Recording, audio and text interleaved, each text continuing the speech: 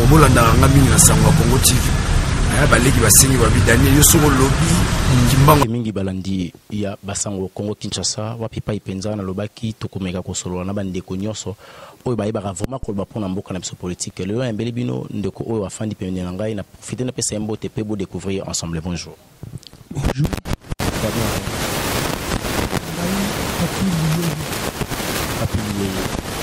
Babisi biso yozali anti moto combattre les antivaleurs. Donc ça le rôle antivirus na kata antivaleur. Na jeunesse to meko tuna bato babisi biso avant précisément na commune Kalamu oza moto au défendre plus jeunesse. Le plaisir nous en ango comme on a été mboka na biso échanger, nous avons eu un nouveau président.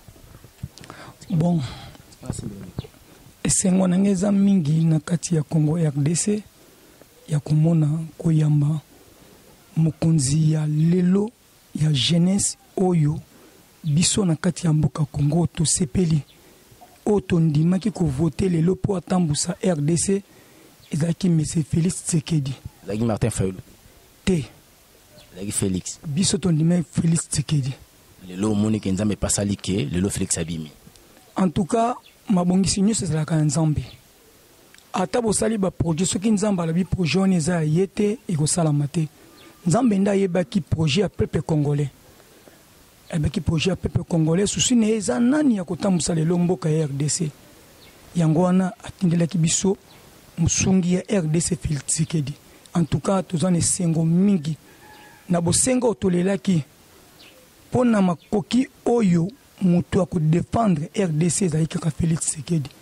lokwa tokendaki kotia misapi na biso na urne kovote ye esengo wana pe tomoni ebimi tozana esengo makasi na kati ya RDC. Sikoyo ndeko Kabila lelo aza susuna kitya bokonzi te atiki d'une manière pacifique ndenge française koloba basali penza remise reprise pour la première fois tout le monde a fait président moko ya Congo. Déjà le basali magasa kitambo kende pe kosumba biloko boye bashi balibani balengi tanga kota alimentation na bango. Non non vous la porte nous soko tabasumba biloko ba osuma ngi ba servir mutalo habiter vous banda ko servir vous allez ko servir donc azo vivre en liberté à m'équiper ko tambo la ko la population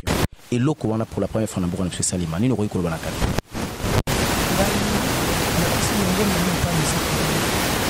Lakini problème moko ngoko loba na kala il a dit loba wana na kango sikabila loba kango yango yo pesa ni aloba ki ka kotika pouvoir na kati ya laisser makila etanga et salamate na Afrique oyo Afrique mobima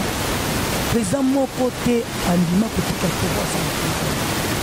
mais c'est Kabila tiki pouvoir simplement andimi lelo RDC ezala na kimia en tout cas côté avandi ngai na bakisi mingi pana tala ndinga za kimbo kapanda biso il est négatif. Bon normalement mais c'est Kabila comme c'est kimbo kanabe po azala ki pena batu ya mabe pembeni Congo le mabe bango na bazapenda na Félix a dit que vous travaillez dans le système ya gouvernement ya cohabitation va cohabiter ensemble. Est-ce que vous pourrez Félix bon ça les locaux de l'autre la coquille Kabila zaki soda donc Félix civil soda eza na problème te Félix lelo ndinga zana za mona RDC là ça komona tout au lieu de population mission c'est pas na mission c'est pas na là ça komona mabe akosala meeting koloba kitala batu bazotambu tonta bwana ce qui est sengé attends à 3 qui le salut est une majorité présidentielle dans le bagage l'élection à niveau législatif pour que la ligne de verre dans notre ministre ce qui va se décider de Kabila premier ministre élection de Kabila pour le premier ministre c'est pas ce qu'il veut Kimbuta ta ko yugo zona premier ministre en tout cas makambo Kimbuta sali na roli na tazona pona ngai et pepe Congo pas olinga te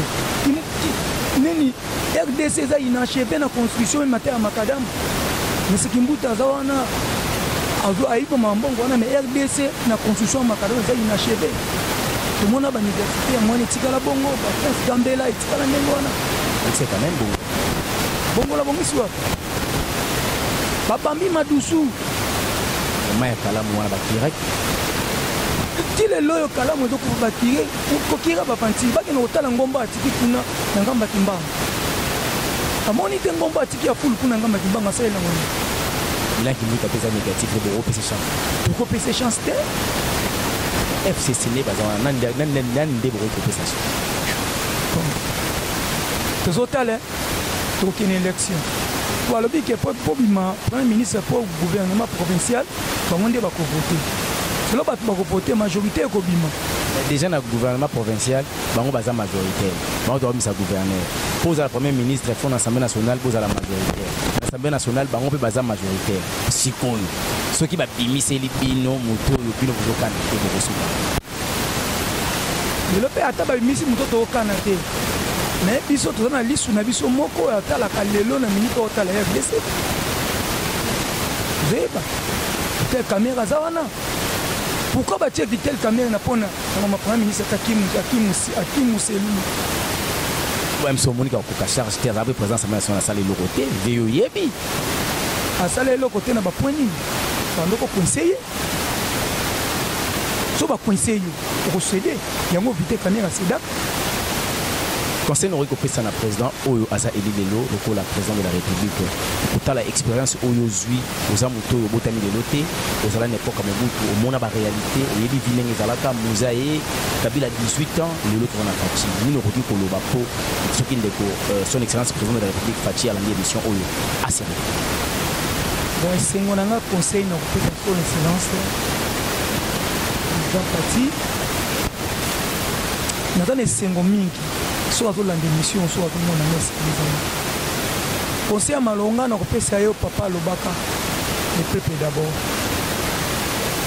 mpo lelo RDC eza na contexte otala ovandaka na ndako pamba te azala président bureau te azala sur le terrain peuple ayokaka ye mingi bamitingi ezalaka mwa mingi pa yebaka état de pétrole ya peuple congolais soki azovanda trop kote peuple congolais azolela ya koyoka moto soki azopesa mitingi ndenge mobutu azalaka avandisi peuple congolais mobimisi monga papa tata mama olobi nini mpona RDC bozomona ndenge nini conseil ya bongo mpona yango wana mpo asalaka bamitingi mingi mpo ayebaka peuple congolais alingi nini to azosentir ye te lelo ndeko Martin Fayulu azodéclare ke ye azalaki président eli e bato batamboli partout ayaki na baprêtre me mpo eboye yo koloba nini mpona Martin Fayulu mpo na ngai en tout cas na kriste meke Martin Fayulu aza courageux aza eli te me aza courageux na sens ke esalama te même ata papa asalaka yango te papa Tshisekedi katani azongi na ndako na ye meke Martin Fayulu aza courageux akatani aketi na cour ayebeki esimba nango te ayebeki na ndeli ezalaki sur parce que ayaki na baprêtre wana banda kosala ke tomona yeke azalaka aza courageux ngani te aza courageux parce que atikali opposant moko ya monene sikoyo na kati ya RDC opposant monene atikali akataki parti sikoyo na vidi wana moya kotika poste mpe vide eza de fois moko mpe azalaki diba aremplace en tout cas aza courageux nga na courageux mais ayebeki ke atake na ye gauche à droite eloko eza te makomi basi basinyaki etikali bongo etakwa livre d'or so basini yango etikali yo nzambe apointe dayebi ke moto oyo akoma président ye soki obi te nzambe akosaka te etangamaki ke parti Fayulu omona ye Martin balobi eza chiffre 6 eza silete oyo eza mpe 6 président na mboka na RDC totala na kopati azonga na topesi pachikiza no asala te eloko te eloko nini yango asasali confesse yango bozwi wapi na fachango biso ya peuple congolais omona mosika naninga naza voya namona mosika 5 eza ya peuple congolais 5 ans oyo ezoloba 5 eza ya peuple congolais Fati Penasta au travail pendant ce cas pour le peuple congolais. Mindel était, Yemoroté, famille a été, peuple congolais. Peuple congolais. On est à papa, le peuple d'abord. Est-ce qu'il y a beaucoup qui s'en tout ça n'est pas. Tout ça n'a condamné à Coco qui s'ayango. Voilà, tout le monde qui est vers la fin de l'année qui mine qui n'a sur parce que la vie que nous avons été à Boigna, que l'eau cabatou nous va le battre sur le limité faut que nous fassions un moto à le battre bien et rapidement pour le bas au pas qu'on a la marababé.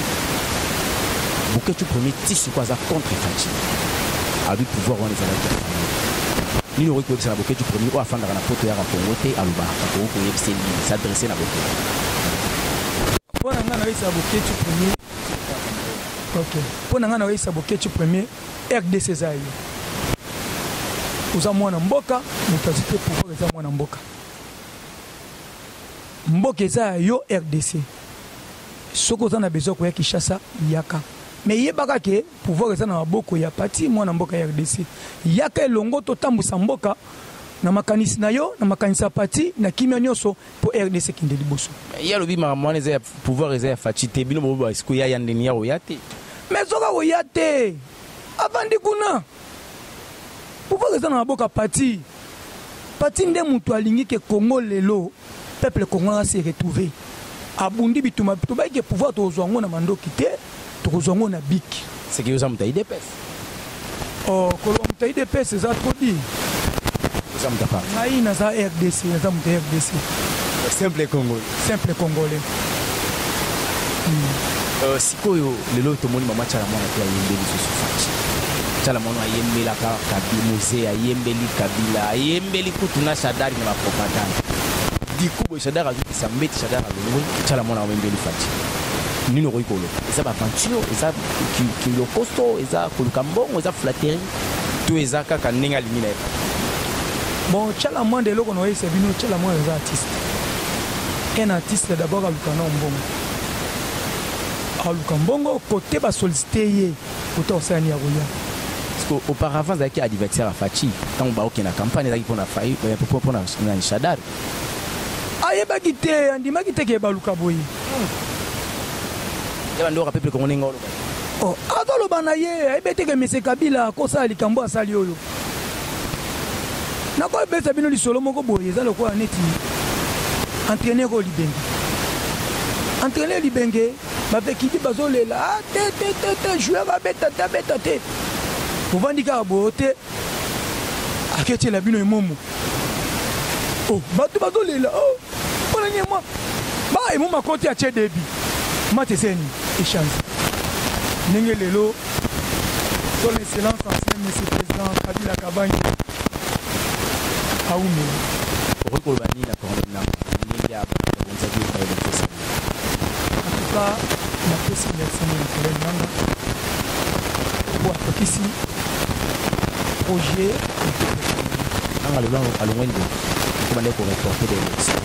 nanga bande ko ke pesi biso ko ke voter ba place que sur machine ko kali ba place que pas comme ezate alongwe mutu mabe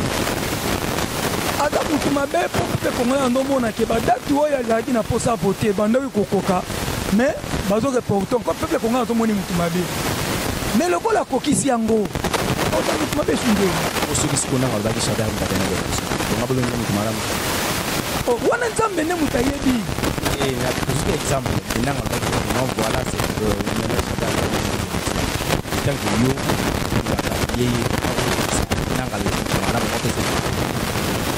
en tout cas on va se mettre ouais on va se mettre parce que monsieur Kabila yemo katali abiki RDC makile ko tangate na ko tambola makile ko Kabila ko mettre na kati mboka il faut ça la libre il faut que se justifier la justice non mais c'est Kabila faut la libre faut la libre pour na sini et salamate na fit mobile le président Andimi pour biso to yeba kika kita musuni te Kabila ko binza poto yebi ka ke soki président tiki pouvoir obligé à tirer un dauphin pour à se protéger mais M. Kabila sali sans à quel sens mususu sans so à quel wana yango peuple congolais elingaki so yebi sanga o so mo camarade Ah bon, c'est vrai. Kabila umela na ye atikala na ye wana. Mais mabe ya mutu atazali 15 ans soit asali malamu moko mabe nyonso bosani. On va prendre le premier ministre. Quand on a premier ministre. Adam mutu malamu ata na poste na ata sénateur avant na. Babi ba ozo que c'est premier ministre. Te azo na premier ministre. Bazo nga yoroli. Te. Adam mutu malamu. Te azo na premier ministre. Ya ozala sénateur. Parce que normalement après 10 ans, bazo nga pour le président yoroli. Wana eza ndenge mibeko etindi. Pona yo opesa sous chance wana zonga na mboko le président de la République. Bon so te candidature ozonga. Minga ngana pesi ete me ye moko na ku. Ate ya pandana. Allez-y comprendre que Tokomi Nasuka là c'était le grand frère lié aux Alaka Penza Monsangisi à jeunesse azorata et belé pour reconstruire la jeune concernant beaucoup la question dans la domaine culturel, domaine politique, même il y a sur la presse azorata Penza pour le valoir moi bien mon inde kaboyo qui a pris quand même bavi na par rapport à la réalité et mboka ko. On a mis Tokomi Nasuka un dernier mot par rapport à l'émission. Bon, en tout cas, on a félicité Bino qui a attendu sur l'émission. On a beaucoup de choses et dans la suite à quelqu'un de plus. On a Bino, on a M. Président, Ati, aussi Bayer BC, et tout le monde qui est plus. Au peuple congolais, à ce pays. Alors, on a ma candidat qui n'a pas atteint la haute zone de plus. C'est notre président. Merci. Voilà, Tokomi Nasuka.